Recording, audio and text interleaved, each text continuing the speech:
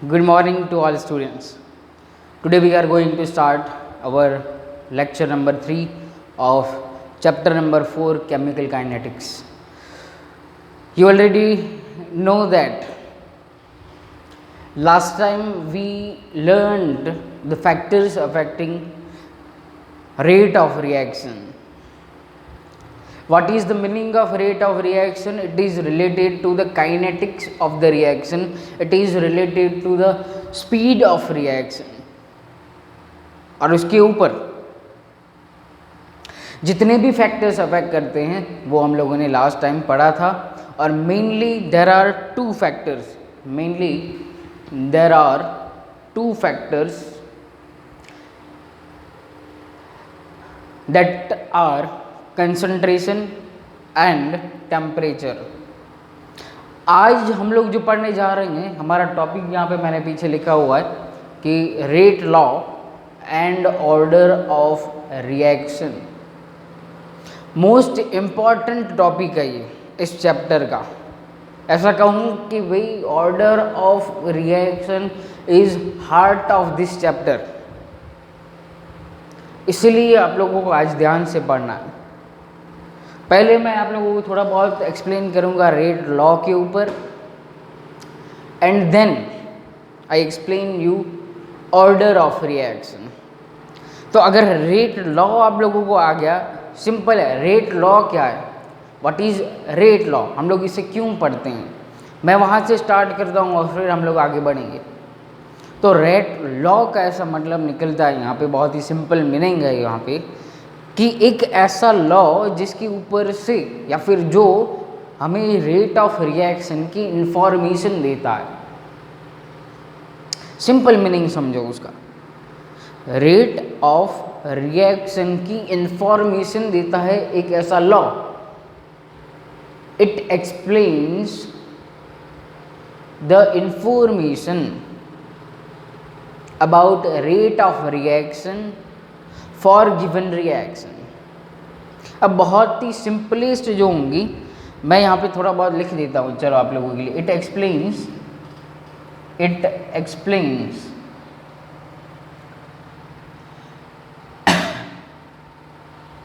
Explains और gives information to rate of reaction for given reaction.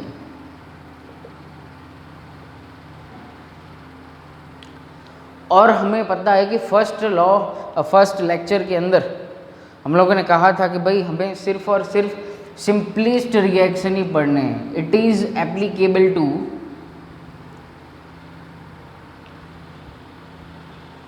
Only simplest reactions. बहुत ही कम ऐसे reactions होंगे जिनके ऊपर हम लोग ये एक्सप्लेन करेंगे रेट लॉ. इस पूरे रेट लॉ के अंदर इम्पॉर्टेंट है रेट लॉ एक्सप्रेशन. तो अब मैं उसके ऊपर जा रहा हूँ एक एग्जाम्पल से. और हाँ, एक और बात यहाँ से मैं आप लोगों को बता दूँ कि भाई 1 minute is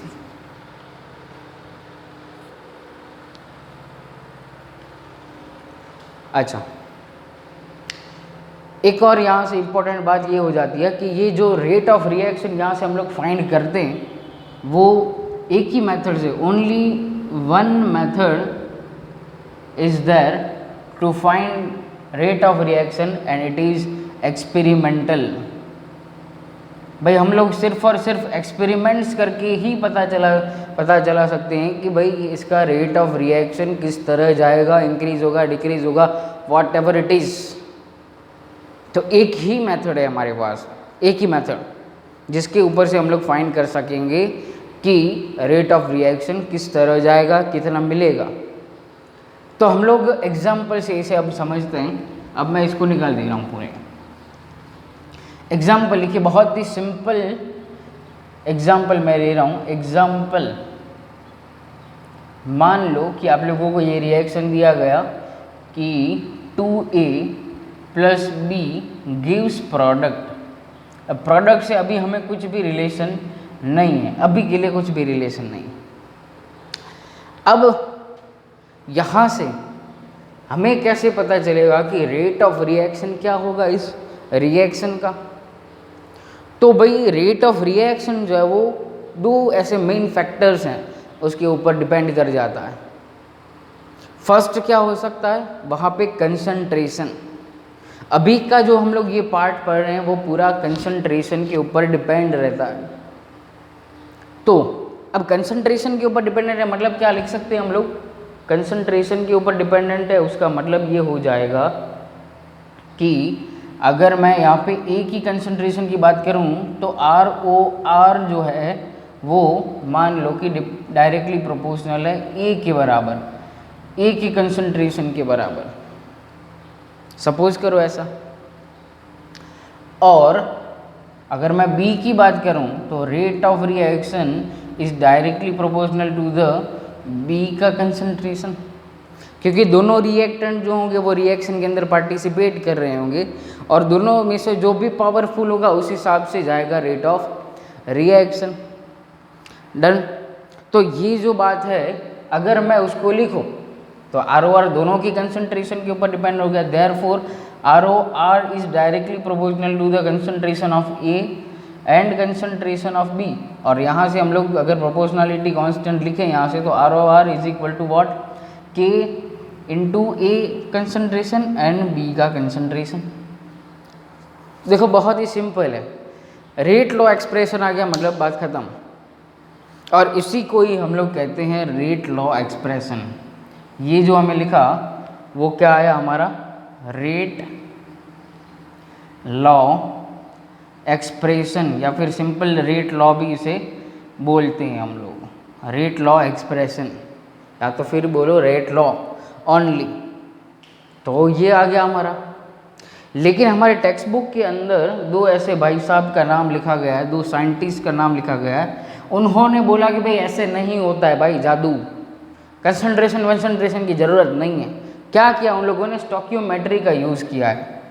तो दो साइंटिस्ट थे गुल्डबर्ग, एक भाई साहब थे गुल्डबर्ग, एंड इन दोनों का नाम आप लोगों ने इक्विलिब्रियम चैप्टर में भी सुना हुआ है, गुल्डबर्ग एंड वेगे, नॉट वाग, ओके, वेगे। और इन्होंने ऐसा बोला कि भाई ये ऐसा नहीं होता है, स्टोकियोमेट्री को यूज़ करके आप लोग ये लिख लो, स्टोकियोमेट्री कोएफिशिएंट को यूज़ करके। तो उन्होंने क्या बोला कि भाई ये जो एक का जो कोएफिशिएंट है उसको डाल दो पावर में, मतलब ROR is directly proportional to the A का स्क्वायर कंसंट्रेशन और बी का पावर 1।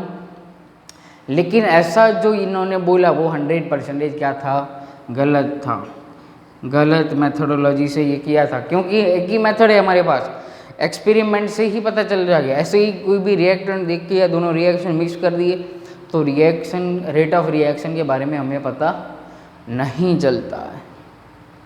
तो ये जो बात उन्होंने की वो बहुत ही रॉन्ग मिली, ओके। लेकिन नाम लिखा गया तो हम लोगों ने यहाँ पे ये पढ़ लिया। डन। अब आगे बढ़ते हैं हम लोग, चलो आगे बढ़े। आज ये थोड़ा दिक्कत कर रहा है, चलो आगे बढ़ते हैं हम लोग यहाँ से। अब क्या पॉसिबल है, देखो अब थोड़े बहुत एग्जाम्पल्स देख के हम लोग जाएंगे के ऊपर। अब के की वैल्यू क्या हो सकती है यहाँ पे, अगर मैं यहाँ से जनरल फॉर्म लिखूँ ROR का, तो ROR is directly proportional to the A, कोई भी यहाँ पे कोई पावर होगा a⁻x होगा, और ROR is directly proportional to the B का कंसंट्रेशन r⁻y। अब क्वेश्चन ये हुआ कि भाई ये x और y क्या है, क्या है ये x और y, तो ये अभी हमें पता लगाना है। तो यहाँ पे लिख सकें हम लोग, देयरफॉर यहाँ पे क्या हो जाएगा, ROR is K e⁻x and b⁻y। ये हो गया हमारा रेट लॉ एक्सप्रेशन। K क्या है यहाँ पे, तो K को हम लोग 3 नाम देते हैं। एक होता है रेट कांस्टेंट, एक होता है रेट कांस्टेंट, दूसरा नाम है उसी का ही वेलोसिटी कांस्टेंट, क्योंकि भाई रेट के बारे में बात कर रहे हैं हम लोग, तो फिर आएगा velocity constant and specific rate constant. Specific rate constant भी इसे बोला जाता है। फिर ए क्या है, तो concentration with respect to concentration of A लिखो, चलो कंसंट्रेशन ऑफ ए। फिर यहाँ पे हम लोग लिखते हैं कंसंट्रेशन ऑफ बी। लेकिन ये एक्स और वाई क्या है, एक्स एंड वाई, तो एक्स क्या है यहाँ से, x is the order of reaction. ये यहाँ पे अब स्टार्ट हो गया ऑर्डर ऑफ रिएक्शन। मैंने आप लोगों को बताया था फर्स्ट लेक्चर के अंदर, first order, zero order, second order, third order, nth order reaction. Order of reaction with respect to A, तो y क्या हो जाएगा, order of reaction with respect to b। k के हम लोगों ने 3 नाम रखे हैं, rate constant, velocity constant, specific rate constant. a और b क्या है, concentration of A and B reactant. x and y क्या है, order of reaction with respect to a and y is order of a reaction with respect to b। और यहाँ से एक और टर्म मिलता है, अगर मैं यहाँ पे लिखूँ overall rate, overall order of reaction, तो वो हमें मिल जाता है x प्लस वाई करने से, और उसे सिंबल दिया जाता है n। n क्या है, तो ओवरऑल ऑर्डर ऑफ रिएक्शन। कैसे फाइंड करेंगे, तो x प्लस वाई करेंगे तो हमें वो टोटल ऑर्डर ऑफ रिएक्शन मिल जाएगा। डन। अब मैं जा रहा हूँ यूनिट ऑफ k के ऊपर। चलो, यूनिट ऑफ k, कंसंट्रेशन का यूनिट हमें पता होता है मोल पर लीटर, और ये unit of k is one of the most important question पूछा जाता है MCQ के अंदर। MCQ में बहुत ही एक इम्पॉर्टेंट क्वेश्चन जो है वो यहाँ से पूछा जाता है। चलिए, तो यहाँ पे मैं लिख रहा हूँ ऑर्डर ऑफ रिएक्शन, लेकिन k का यूनिट हम लोग कर रहे हैं, तो ROR is equal to k a raise to x b raise to y। Therefore तो k इज इक्वल टू क्या हो गया यहाँ से, k is equal to what, तो मिलेगा हमें ROR और डिवाइडेड बाय करेंगे a raise to x into b raise to y, ये मिला हमें। ओके, अब क्या होगा, ROR, तो रेट ऑफ रिएक्शन का यूनिट क्या होता है, तो mole per litre into second inverse divided by A का यूनिट मोल पर लीटर और रेस टू एक्स, एंड यहाँ पे mole per litre raise to Y. अब ये क्या हो जाएगा यहाँ पे x प्लस वाई, और एक यहाँ से हम लोग कर देंगे यहाँ पे, तो यहाँ पे ओवरऑल जो हमें मिलता है x प्लस वाई क्या हो जाता है n हो जाएगा, क्योंकि अभी अभी हम लोगों ने ये पढ़ा है कि भाई क्या हो जाएगा यहाँ से n हो जाएगा। तो फाइनल जो आप लोगों को यूनिट मिलेगा वो क्या मिलेगा, mole per litre raise to 1 minus n into second inverse, ये आप लोगों को मिलेगा k का यूनिट। क्या मिल जाएगा यहाँ से, k का यूनिट मिलेगा यहाँ से। ओके, चलो आगे बढ़ें। अब मैं आप लोगों को डिफरेंट ऑर्डर्स और उसके यूनिट्स के हम लोग लिखवाएंगे आप लोगों को, और n की वैल्यू है, overall order of a reaction है n, तो मतलब क्या हो जाएगा उसका, ओके, तो मीनिंग क्या हो जाएगा उसका, तो फर्स्ट हम लोग यहाँ पे लिखेंगे ऑर्डर ऑफ रिएक्शन, और यहाँ पे लिखेंगे यूनिट ऑफ k। चलो, फर्स्ट हम लोग ले रहे हैं जीरो ऑर्डर रिएक्शन, मतलब उस फॉर्मूला में, लास्ट फॉर्मूला में n की जगह लिखना है हमें 0। मैं यहाँ पे लिख देता हूँ, यहाँ पे mole per litre raise to 1 minus n into second inverse. अब n की जगह यहाँ पे आप लोग क्या लिखो, 0।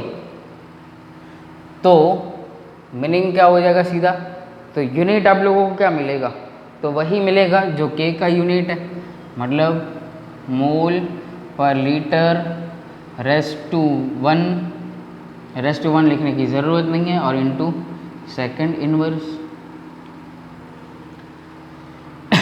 चलो ये हो गया फर्स्ट। अब ले रहे हैं first order reaction. First order reaction हो तो अब यहाँ पे n की जगह ले 1, तो mole per litre raise to 0 मतलब 1 हो जाएगा। तो सिंपल यूनिट क्या हो जाएगा उसका, सेकंड इनवर्स। मतलब कोई भी जब हम लोग सम्स करेंगे तब सेकंड इनवर्स अगर यूनिट लिखा है k का, तो वो फर्स्ट ऑर्डर रिएक्शन होगी वहाँ से। थर्ड हम लोग ले रहे हैं second order reaction. Second order, तो यहाँ पे 2 लिखो, तो रेस टू क्या हो जाएगा, -1 mole per litre raise to -1 into second inverse. देखो कुछ भी हो सकता है ऑर्डर ऑफ रिएक्शन।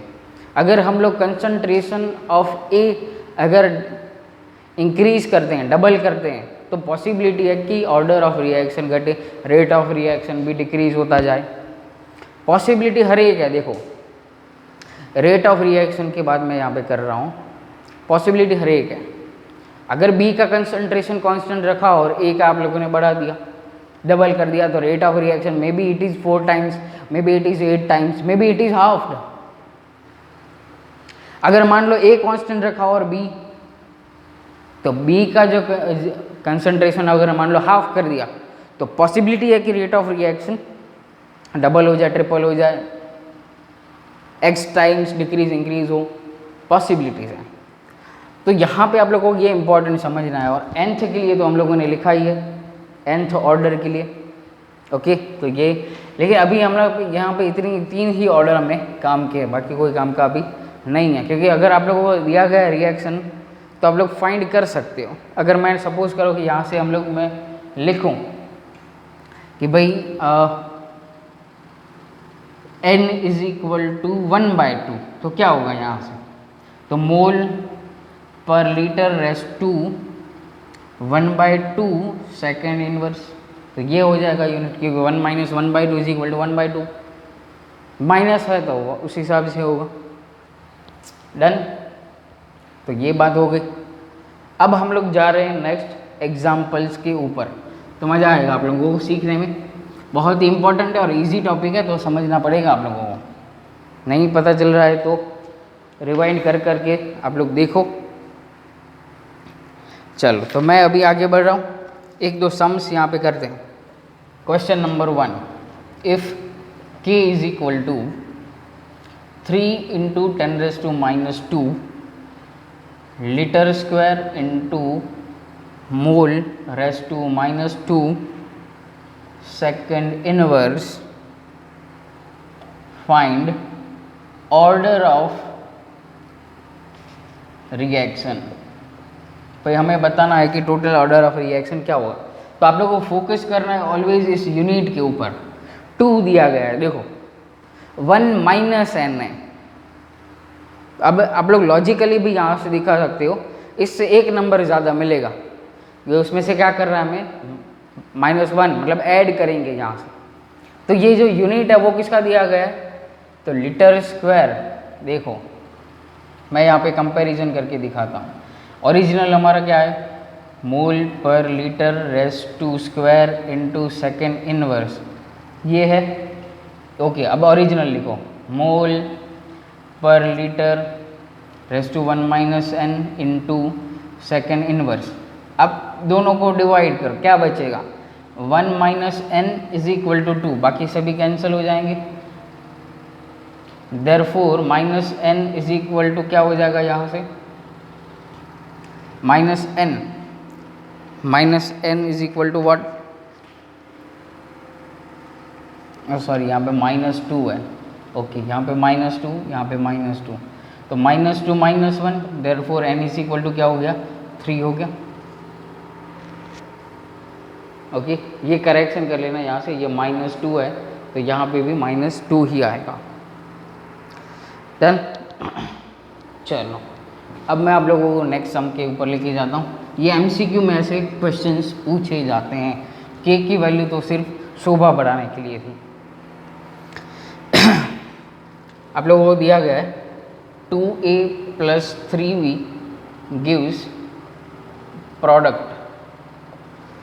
फिर आप लोगों को दिया गया है order of reaction with respect to a is equal to 2 and order of reaction with respect to b दिया गया -1।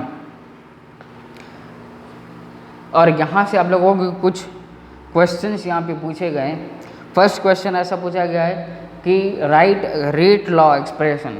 तो रेट लॉ एक्सप्रेशन क्या कहता है, तो यहाँ पे लिखो फर्स्ट हमारा हो जाएगा rate of reaction is equal to K A raise to इतना पावर कितना 2 × b रेस टू -1। तो ये हो गया हमारा रेट लॉ एक्सप्रेशन।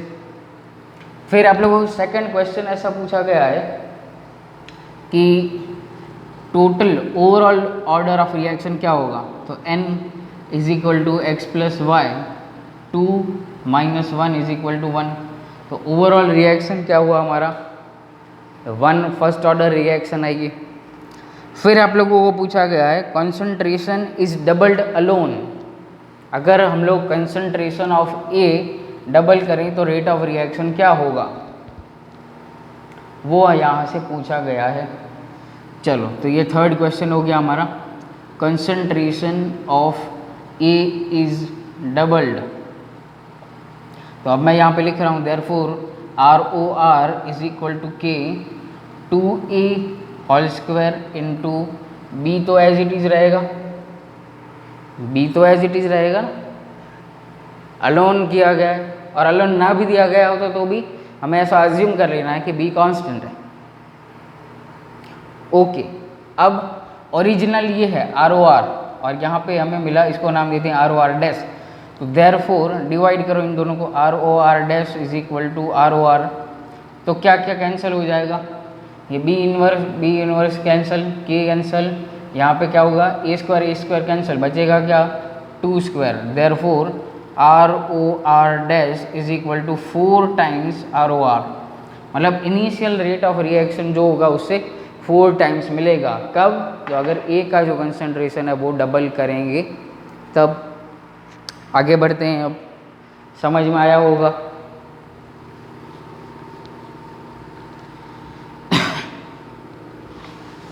चलो इसी में ही हम लोगों को नेक्स्ट क्वेश्चन ये करना है कि अगर मैं B का कंसंट्रेशन हाफ कर दूं, तो B का कंसंट्रेशन हाफ, तो मैं फर्स्ट ROR लिख रहा हूँ यहाँ पे कि A का कंसंट्रेशन और उसका स्क्वायर। अब A कांस्टेंट रखना है, B raise to -1। Therefore ROR dash क्या हो जाएगा, हम लोग K और A का तो कांस्टेंट रख रहे हैं और यहाँ पे हो जाएगा B/2 इनवर्स। अब यहाँ पे क्या बचेगा, ये कैंसिल हो गया पूरा, यहाँ से क्या बचेगा हाफ बचेगा ना, यहाँ पे 1/2 इनवर्स। तो क्या हो जाएगा, यहाँ पे बचेगा सीधा 2 टाइम्स बचेगा, क्योंकि ये 2 चला जाएगा ऊपर, डिवाइड करेंगे तब। तो आंसर हमें क्या मिलेगा, तो ROR dash is equal to 2 times of ROR। ये हुआ हमारा फोर्थ क्वेश्चन। फिर फिफ्थ हमें पूछा गया है कि अगर दोनों का डबल करें तो क्या हो जाएगा, दोनों का डबल।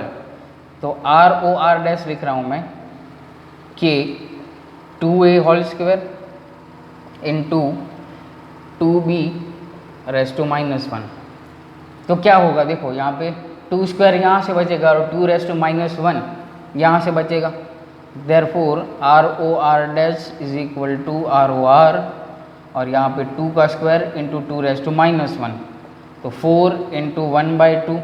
देयरफॉर आंसर आ गया 2 टाइम्स।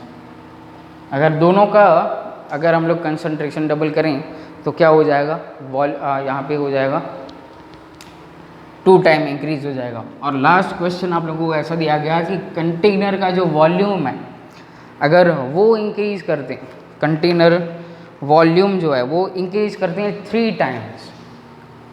फिफ्थ क्वेश्चन हमारा, फिफ्थ नहीं 6 नंबर आएगा, volume of container increase by 3 times, ऐसा हमें कहा गया है। तो रेट ऑफ रिएक्शन क्या होगा? तो पहले हम लोग लिख रहे हैं R O R is equal to क्या हो जाएगा, K A square B inverse. And अब देखो आप लोग वॉल्यूम दिया गया, कंसंट्रेशन नहीं दिया गया, तो क्या होगा? तो हमें पता होना चाहिए concentration is inversely proportional to the volume. अगर वॉल्यूम 3 टाइम इंक्रीज कर रहे हैं तो कंसंट्रेशन 3 टाइम्स डिक्रीज होगी। तो therefore R O R dash is equal to K A by 3 whole square and B by 3 raise to -1। अब देखो यहाँ से क्या बचेगा, 1/3 whole square and 1/3 raise to -1। क्या बचेगा यहाँ से? 1/3 का स्क्वायर इंटू 1/3 रेज़ टू -1, तो 1/9 और ये क्या हो जाएगा 3। तो क्या आया आंसर? 1/3 टाइम्स, 1/3 हो जाएगा यहाँ पे रेट ऑफ रिएक्शन। ओके, तो यहाँ से हम लोग आज का लेक्चर यहीं पे ख़त्म कर दें। नेक्स्ट टाइम हम लोग मिलेंगे, आगे बढ़ेंगे कुछ सम्स के साथ, rate of reaction, order of reaction के सम्स के साथ। Thank you and very much.